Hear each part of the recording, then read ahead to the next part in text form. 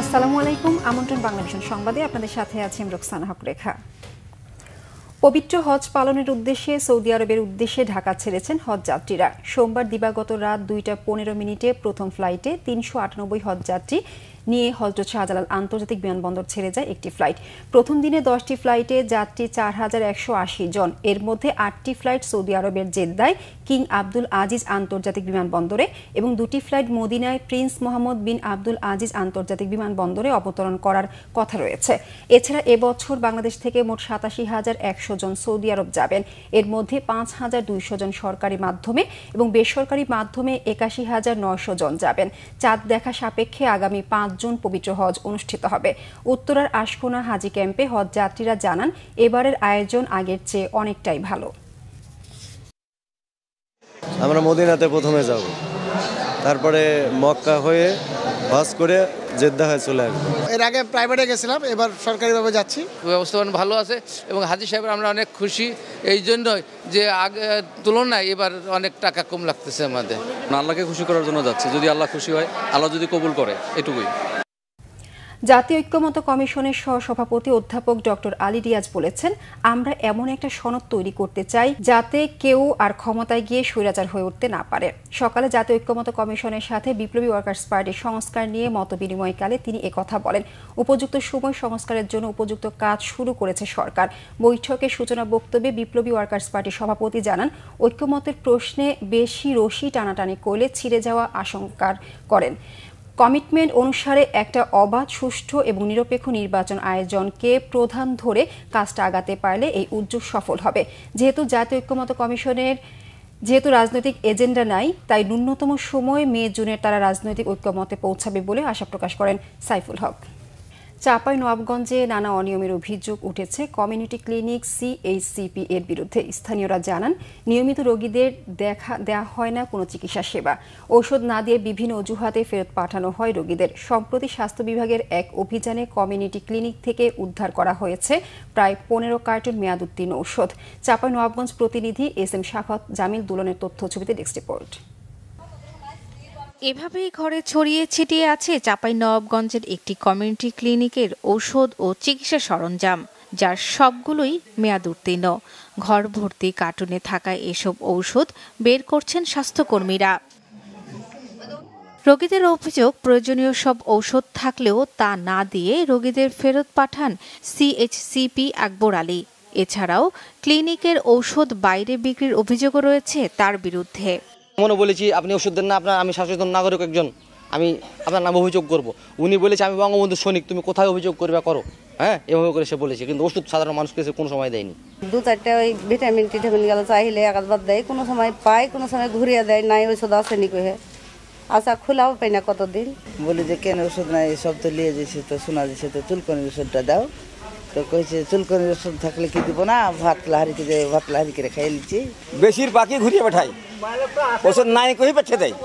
এ ঘটনার তদন্ত চলমান রয়েছে বলে জানান এ কর্মকর্তা।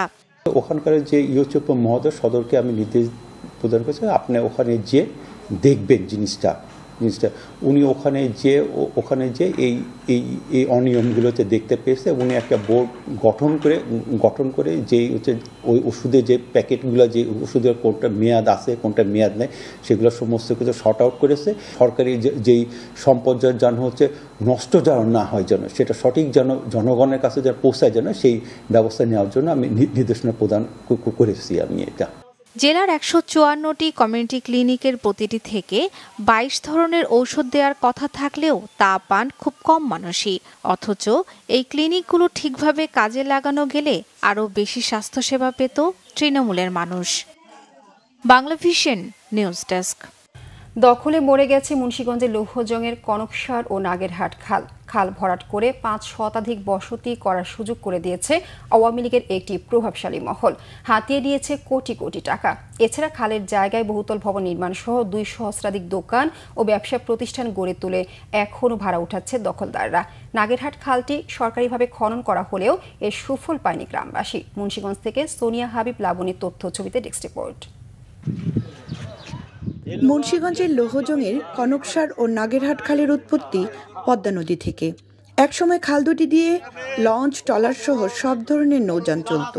বিস্তীর্ণ এলাকার পানি নিষ্কাশনের জন্য খাল দুটি ছিল বেশ গুরুত্বপূর্ণ, কিন্তু এখন অস্তিত্ব খুঁজে পাওয়াই দায়।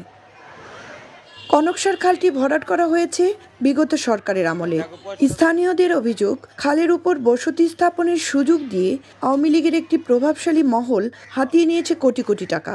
এছাড়া খালের জায়গায় নির্মাণ হয়েছে বহুতল ভবন ও ব্যবসা প্রতিষ্ঠান। এখনও এর সুবিধা নিচ্ছে দখলদাররা, থেমে নেই বাকি জায়গায় দখলদারিও। খালের ভিতরে ভবন হয়ে গেছে, পাকা ভবন হইছে, মসজিদ হইছে, আবার দোকানপাটও হইছে, বসত বাড়িও হইছে। আমরা থাকার জন্য আমরা টাকা পয়সা দিছি, কেউ 50,000 দিছি, কেউ 20,000 দিছি, কেউ 30,000 দিছি, কেউ 1 লাখ দিছি, কেউ 60,000 দিছি, এরকম দিয়া আমরা এখানে রয়েছি। যারা বাড়ি ফেলাইছে আওয়ামী লীগ সরকারের সময়, মানে আরো 6-7 বছর আগে আমরা দিছি মানে 40,000 টাকার মতো। নাগেরহাট খালটি গত বছর সরকারিভাবে খনন করলেও এর কোনো সুফল পাচ্ছে না কৃষকরা। খালটি ভরাট করে একাধিক দোকান ও ব্যবসা প্রতিষ্ঠান নির্মাণ করছে স্থানীয় প্রভাবশালীরা। পুরো খালটি দখলদারদের কবজায়। 5 আগস্টের পরে আপনার নাগেরহাট দিয়ে যাও একটু গেছে বছরে একটু কাটছিল, কাটার পরে আবার ভরট করে আবার এখন দোকানপাট করতেছেন। স্বার্থ নিশ্চিলের লোক আছে মনে করেন যে তারা তাগর সহযোগিতায় আওয়ামী লীগের দোসররা এই দখলদার দিকে চালাইতেছে। প্রশাসন থেকে কোনো পদক্ষেপ নেয় না, যার কারণে ঘর উঠতেছে। আমরা কৃষক যে পানি পাইবো, এর সেচ দিব, এর কোনো নাই, কৃষক কোনো পানি পায় না। ভরাট হওয়া খালের কয়েক জায়গায় কালের সাক্ষী হয়ে দাঁড়িয়ে আছে একাধিক ব্রিজ ও কালভার্ট। প্রশাসনের কার্যকর পদক্ষেপ চায় স্থানীয়রা। আমাদের নাগেরহাট বাজারে যে দখল হচ্ছে সেটা আমরা বন্ধ করেছি এবং সেখানে আমি দাবি করেছি আমরা ব্যক্তিগত জায়গা, সেটা আমরা আমাদের পক্ষ থেকে আমরা সরকারিভাবে মেপে যদি সরকারি জায়গা এটা হয়ে থাকে তাহলে অবশ্যই এটা আমরা উচ্ছেদ করবো পুরোপুরি এবং খালকে প্রবাহমান রাখার জন্য যা করলে আমরা সেটা করবো। দখল উচ্ছেদ ও পুনঃখননের মাধ্যমে খাল দুটি বাঁচিয়ে রাখার আকুতি লোহজংবাসীর। সোনিয়া হাবিব, লাবণী, বাংলা ভিশন, মুন্সিগঞ্জ। এই ছিল এখনকার মতো, পরের সংবাদ দুপুর 12টায়। এছাড়া বাংলা ভিশন সংবাদ ও সংবাদ সংশ্লিষ্ট অনুষ্ঠান দেখতে ভিজিট করুন www.bbnews24.com ও facebook.com/banglavisionnews এবং সাবস্ক্রাইব করুন youtube.com/banglavisionnews। ধন্যবাদ সবাইকে।